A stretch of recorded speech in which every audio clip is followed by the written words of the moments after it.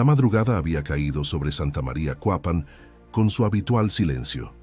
Las calles desiertas, las luces tenues y el sonido ocasional de algún perro ladrando eran parte del paisaje nocturno. Andrea, una joven de 21 años, estaba sola en una casa amplia ubicada sobre la calle San Joaquín. Los dueños habían salido de viaje y le confiaron la propiedad por unos días. Era común que lo hiciera. Era responsable, tranquila y de confianza. Nadie imaginó que esa sería su última noche con vida. Andrea no respondía a los mensajes. Su madre, preocupada, intentó llamarla varias veces sin éxito. Al principio pensaron que podría haber dormido temprano o que su teléfono se había quedado sin batería. Pero al amanecer, cuando las horas empezaban a pesar más que la lógica, su familia tomó la decisión de ir hasta la casa. Nadie respondió al timbre. La puerta no estaba forzada, pero al entrar, el caos los paralizó. Todo estaba revuelto. Las sillas tiradas, objetos rotos, cajones abiertos. En el suelo, junto al comedor, yacía el cuerpo inmóvil de Andrea. Había señales evidentes de violencia. Cortes profundos en los brazos y el torso. El rostro de su madre se transformó en un grito sin voz. Llamaron al 911 de inmediato. Los paramédicos solo pudieron confirmar lo que ya era evidente. Andrea estaba muerta.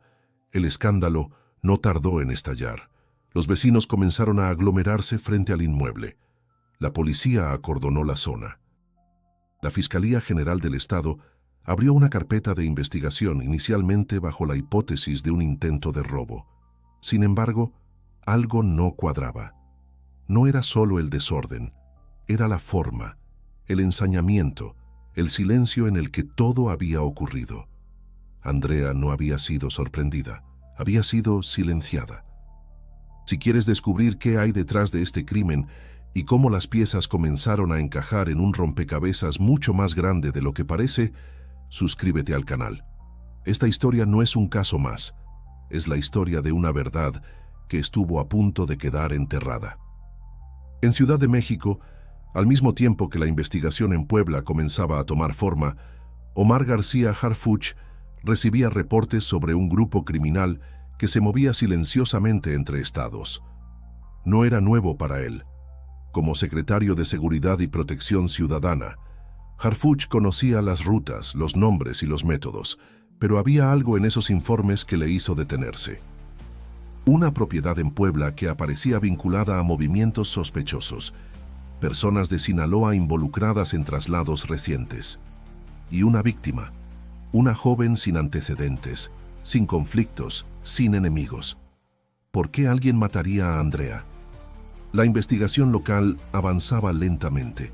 Se hablaba de robo, de un posible asalto fallido, pero Harfuch no estaba convencido.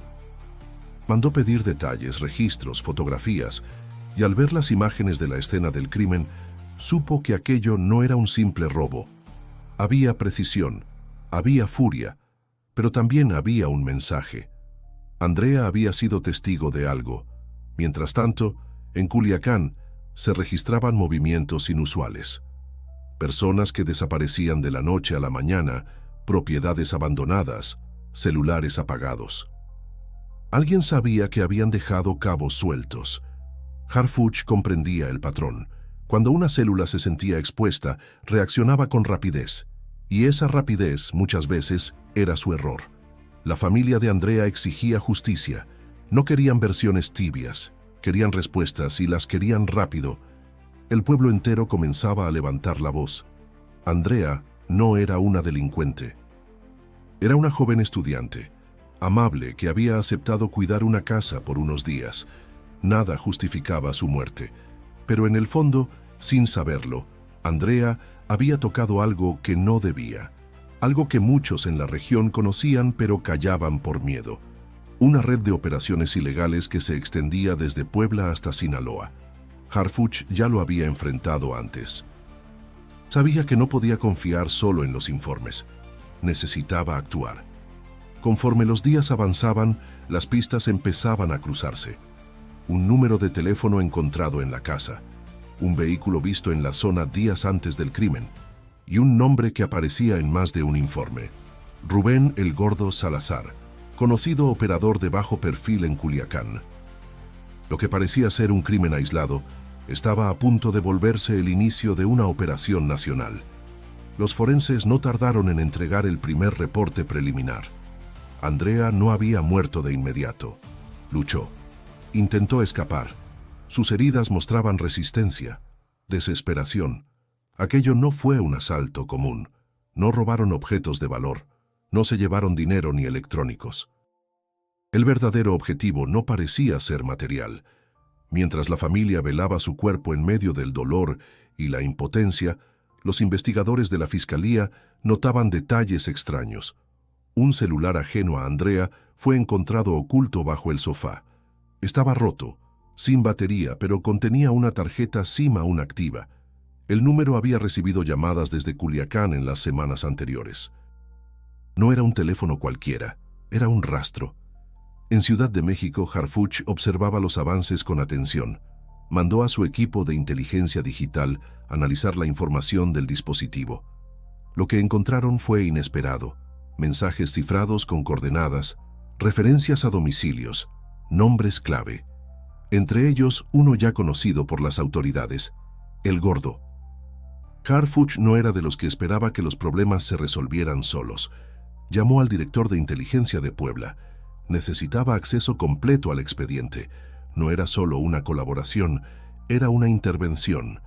El patrón se repetía: una muerte aparentemente aleatoria, pistas que conectaban con el crimen organizado y una estructura que operaba desde las sombras. Esta vez no dejaría pasar el momento. Al revisar las comunicaciones del celular, encontraron registros de audio. Andrea, sin saberlo, había activado la grabadora del teléfono mientras escuchaba una conversación. Dos voces masculinas discutían sobre una entrega que debía mantenerse en secreto. Había nombres, fechas y la mención directa de la casa. Andrea había escuchado algo que no debía. El hallazgo cambió por completo la dirección del caso. La joven no fue víctima de un robo, fue testigo de un acto delictivo. Su presencia incomodó a alguien poderoso, y ese alguien había actuado con rapidez para silenciarla. Puebla dejó de ser el foco exclusivo. Ahora todo apuntaba a Culiacán. Las autoridades de ambos estados iniciaron una coordinación conjunta. Harfuch fue claro: no habría filtraciones ni tiempo para advertencias.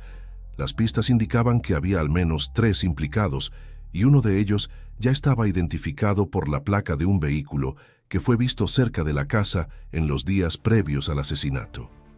Las cámaras de vigilancia de una tienda local registraron su paso: un pick-up blanco con placas de Sinaloa. El equipo de Harfuch viajó a Puebla. Reuniones discretas, análisis de datos, vigilancia silenciosa. Sabían que el enemigo no era improvisado. Operaban con precisión y sabían cubrir sus huellas. Pero el error había sido dejar pistas. Andrea no murió en vano. Dejó marcas que ahora se convertían en pruebas. Los nombres comenzaron a cruzarse. Uno de los números marcados desde el celular encontrado en la casa correspondía a una línea utilizada en operaciones anteriores. Había sido intervenido meses atrás en un caso de tráfico de armas. Eso conectaba el caso con una estructura más amplia: trasiego de armamento, lavado de dinero, protección institucional. Mientras tanto, en Culiacán, las cosas comenzaban a moverse. Los informantes hablaban de tensión, gente que huía, propiedades abandonadas, armas trasladadas con urgencia. Harfuch sabía que ese comportamiento indicaba solo una cosa: sabían que venían por ellos. La operación se estaba armando pieza por pieza. El objetivo era claro: capturar a los implicados directos en la muerte de Andrea y desmantelar la red que los respaldaba. Pero Harfuch no buscaba una victoria simbólica. Quería pruebas, confesiones, estructura. Nada podía quedar en suposiciones. Andrea, sin saberlo, había desatado una cadena de acontecimientos. Lo que escuchó, lo que grabó y lo que dejó detrás serviría para exponer una maquinaria oculta que operaba con impunidad. Puebla fue solo el escenario del crimen, pero las raíces estaban sembradas en otro lado. Y mientras las investigaciones continuaban, una pregunta comenzaba a crecer en la mente de Harfuch. ¿Cuántas otras personas habían sido silenciadas antes que Andrea por escuchar lo indebido? La respuesta estaba más cerca de lo que imaginaban. El operativo comenzó con sigilo. Harfuch no quería errores. Las órdenes eran claras: seguimiento sin levantar sospechas, cruces de información en tiempo real y vigilancia constante sobre los sospechosos identificados. Puebla se convirtió en el punto de origen, pero el verdadero epicentro estaba en Culiacán. Las pistas marcaban una ruta precisa. El primero en caer fue un hombre identificado como Jorge "El Chivo" Martínez. Había sido captado por cámaras de seguridad en la tienda cercana a la casa de Andrea. Al momento de su detención, negó todo. Dijo estar de paso, que solo iba por una entrega. Pero su teléfono celular decía lo contrario. En él había mensajes cruzados con otro número ya bajo observación: Rubén Salazar, el Gordo. Con esa captura se confirmó lo que Harfuch ya sospechaba. Andrea no murió por casualidad. Había sido eliminada por estar en el lugar equivocado, en el momento equivocado. La casa que cuidaba era punto de encuentro para operaciones logísticas. Andrea escuchó, entendió demasiado y no tuvo oportunidad de salir. En Culiacán, el segundo operativo apuntó hacia una bodega abandonada en la periferia. Era utilizada como punto de almacenaje temporal para paquetes de procedencia ilícita.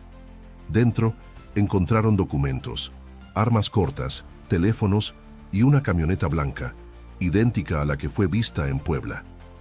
La conexión era innegable. El tercer detenido fue Tomás Valdés, alias El Seco. Su nombre apareció en la geolocalización de los teléfonos usados durante el crimen. Se movía con cautela, pero no lo suficiente. Fue interceptado en Mazatlán, intentando salir del estado. En su poder llevaba dinero en efectivo, credenciales falsas y una lista con números de placas. Entre ellos, el vehículo que estuvo estacionado frente a la casa de Andrea la noche del asesinato. El cuarto implicado, y el más difícil de atrapar, fue Rubén Salazar. Durante años, operó desde las sombras. Era metódico, cuidadoso, evitaba el contacto directo. Su nombre raramente aparecía en documentos o llamadas, pero cometió un error: se confió. Pensó que la atención estaba solo en Puebla y regresó a su rutina en Culiacán. Fue ahí donde lo atraparon. Cuando Harfuch recibió la llamada confirmando su captura, supo que la pieza clave estaba en sus manos. Rubén fue trasladado bajo estrictas medidas de seguridad. Sabía que su silencio valía oro, pero también que hablar podía salvarle la vida. En el interrogatorio no tardó en ceder. Rubén confesó que Andrea escuchó una conversación entre él y El Chivo sobre una entrega programada. Se suponía que la casa estaría vacía. Al verla allí, supieron que tenían un problema. Rubén dio la orden. La forma fue improvisada, pero el objetivo era claro: eliminar el testigo. Andrea no tenía relación alguna con el crimen, pero su sola presencia desmoronaba toda la operación. Las declaraciones de Rubén revelaron más de lo que Harfuch esperaba. La red que operaba entre Puebla y Sinaloa era más amplia, con células en otros estados, protección institucional en niveles medios y un sistema de comunicación diseñado para evitar rastreos. Andrea fue el detonante, pero había mucho más por descubrir. El caso generó un fuerte impacto en la comunidad. La noticia de las capturas y la confesión de Rubén se difundió rápidamente. Medios nacionales comenzaron a cubrir el caso con profundidad. La sociedad exigía justicia, pero también garantías.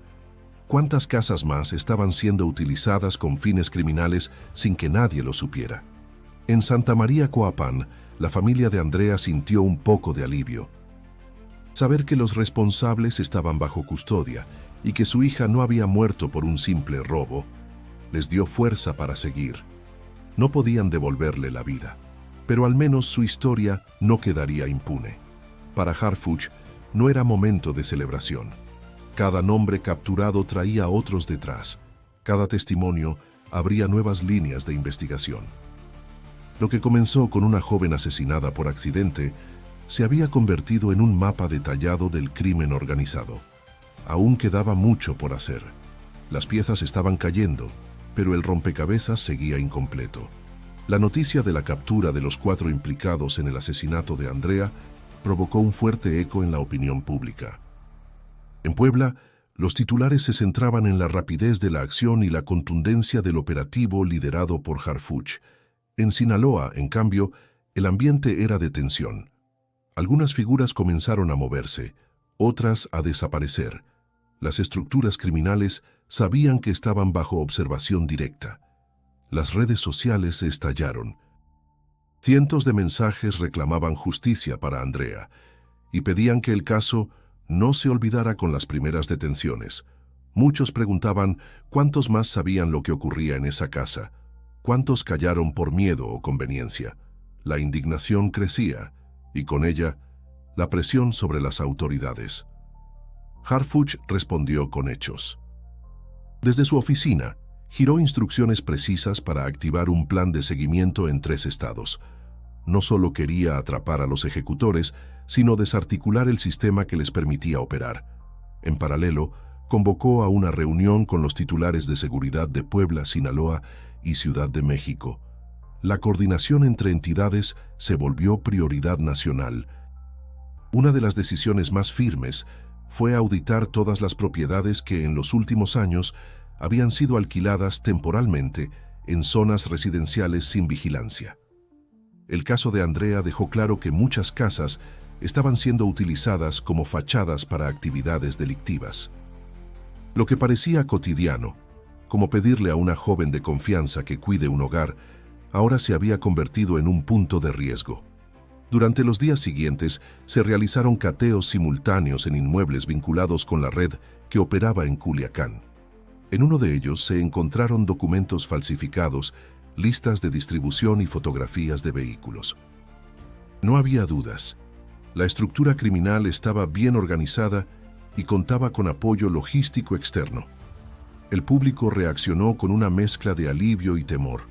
Por un lado, celebraban las acciones contundentes del gobierno. Por otro, comprendían que el problema era más profundo de lo que imaginaban. La muerte de Andrea no fue un error. Fue el síntoma visible de una enfermedad que llevaba años creciendo en silencio. En Santa María, Coapan, los vecinos organizaron una vigilia frente a la casa donde ocurrió el crimen. Colocaron velas, flores, fotografías y mensajes de apoyo a la familia. El acto no fue solo un homenaje, fue también una protesta silenciosa. Exigían presencia policial, patrullajes constantes y un sistema de vigilancia comunitaria. Querían recuperar la paz que habían perdido. En la capital, Harfuch dio una rueda de prensa breve pero contundente. Agradeció la colaboración de las entidades federativas, aseguró que los responsables directos ya estaban en manos de la justicia y reiteró que la investigación seguiría abierta. Esto no termina aquí, dijo. Andrea merece justicia completa, no a medias. Las autoridades comenzaron a promover campañas de prevención. Se instó a la ciudadanía a reportar movimientos sospechosos, alquileres extraños y la presencia de personas desconocidas en inmuebles vacíos. La cultura de la denuncia se volvió clave en la estrategia de contención. A la par, se impulsaron reformas para mejorar la comunicación entre los registros de propiedad, plataformas de renta temporal y cuerpos de seguridad. Se buscaba cerrar los huecos legales que permitían operar desde casas aparentemente normales. Harfuch también impulsó una red de cooperación interinstitucional que permitiera identificar patrones en tiempo real. Si una casa en Puebla aparecía vinculada a llamadas desde Sinaloa, el sistema lo detectaría de inmediato. Se trataba de anticiparse, no solo reaccionar. Los familiares de Andrea fueron recibidos por el equipo de atención a víctimas. Se les ofreció acompañamiento psicológico, protección temporal y asistencia legal, pero ellos solo pedían una cosa: que la historia de Andrea no fuera olvidada. Que su muerte sirviera para proteger a otras personas inocentes. El país entero comenzó a mirar con otros ojos los espacios cotidianos. Las casas ya no eran solo hogares, podían ser centros de operaciones encubiertas. Y si eso pasaba en Puebla, ¿qué ocurría en otras regiones? El caso se convirtió en un ejemplo de cómo una tragedia personal puede revelar un sistema más grande, más complejo y más peligroso de lo que muchos imaginaban. Pero también demostró que con decisión, estrategia y colaboración era posible enfrentar esa oscuridad.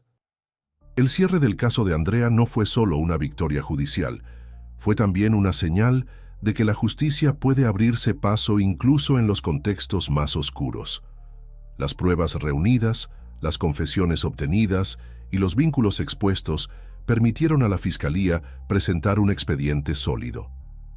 Los 4 detenidos fueron formalmente vinculados a proceso, no solo por homicidio, sino por asociación delictuosa y crimen organizado. Los jueces valoraron la magnitud de los hechos. El testimonio de Rubén Salazar, aunque negociado bajo ciertas condiciones, fue determinante. Detalló cómo operaban, quiénes participaban, dónde se escondían.